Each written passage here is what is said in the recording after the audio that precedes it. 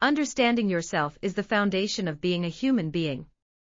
Living in today's society, only by knowing ourselves correctly can we hold our heads high and confidently say to others, "I am."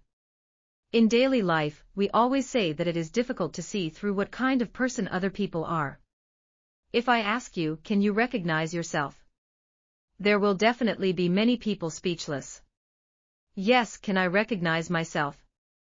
This is a question that many people often consider, and it is also a difficult question to answer. The ancient Greeks once regarded knowing yourself as the highest wisdom of men. There is such a motto, "Know yourself," written on the door of the temple of Apollo. We also often say, it is important for people to be self-aware. However, there is often such a phenomenon in life. Some people can easily see their own strengths and weaknesses, but it is difficult for them to see their own weaknesses and shortcomings. There are many problems, but you can't see your main problem. In fact, this phenomenon is normal. People's understanding of themselves is the same as people's understanding of the object world. It requires a process of understanding and learning, and it is not as simple as looking in the mirror. At the same time, we are often surrounded by different judgments and discussions. Some people praise you, while others criticize and blame you, and even discriminate against you. Among these various discussions, can you correctly distinguish which one is the real you? Do you draw useful nutrients from these comments and discussions to enrich and transform yourself, or do you lose your independent spirit and independence? How about losing your personality in other people's comments? Some people overestimate their abilities, set unrealistic goals for themselves, and move forward blindly. As a result, they make a mess. Others may also think that he is pretentious, self-righteous, and arrogant, and are unwilling to associate with him. There are also people who have too low self-esteem, and their evaluation of themselves is lower than their actual level, so they are timid, depressed, and achieve nothing. Some people even give up on themselves, break things, and do things that are detrimental to the interests of others. If a person cannot understand himself well, regulate and control his words and deeds, it will be difficult for him to handle interpersonal relationships well, and become a popular communicator.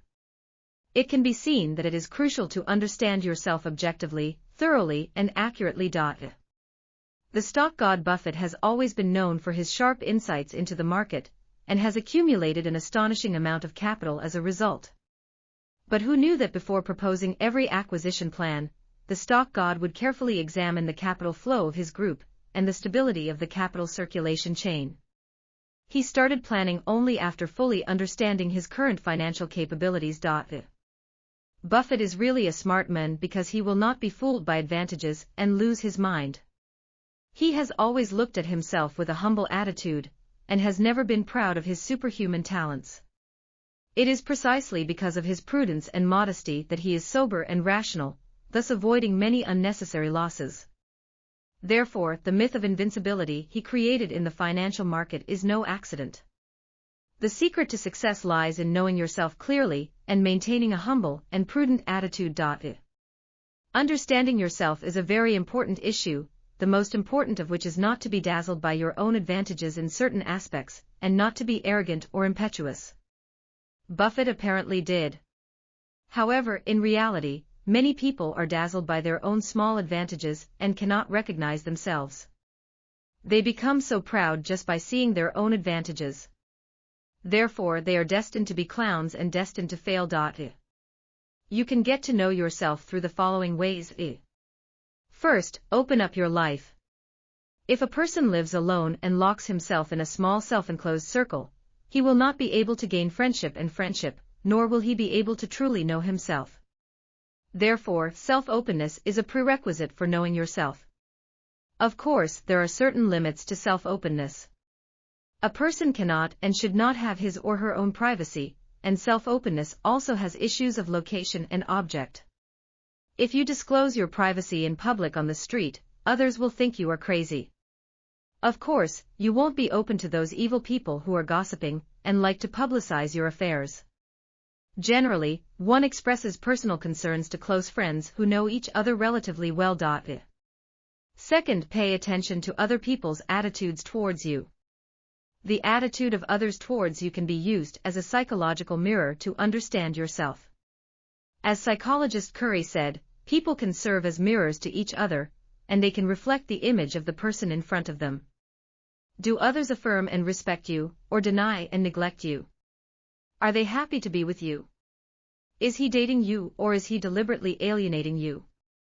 This is not difficult to detect. If it is the former, it means that you have some pleasant advantages that should be promoted. If it is the latter, it means that you have some annoying shortcomings that should be corrected as soon as possible. However, other people's attitudes can only be used as a reference, and there will inevitably be distortion, exaggeration, preference, misunderstanding, etc. Therefore, you might as well contact more people so that you can understand yourself more truly. Third, compare yourself to those around you. Marx said, "Man initially reflects himself on others." In the formation of self-understanding, he went through a social comparison process. In social life, people have formed certain production relations and social relations, and it is inevitable to compare themselves with other members of society to determine their own position and image. Only through comparison can there be identification. Compared with people in one's own life circle, one often limits one's vision and makes one self-contained and arrogant. Therefore, we should always compare ourselves with the sages and heroes in history, and with our counterparts from other places.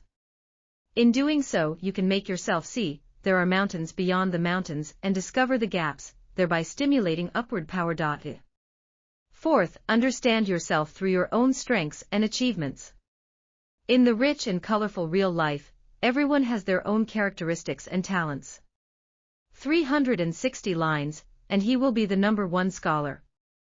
Some people are good at calligraphy and painting, some are good at piano and chess, some have superb organizational skills, some have outstanding scientific research capabilities. Real life requires us to actively participate in activities, discover our own strengths through the results of activities, tap our psychological potential, and improve our self-social value. At the same time, discover your own weaknesses through activities so that you can overcome them in a targeted manner.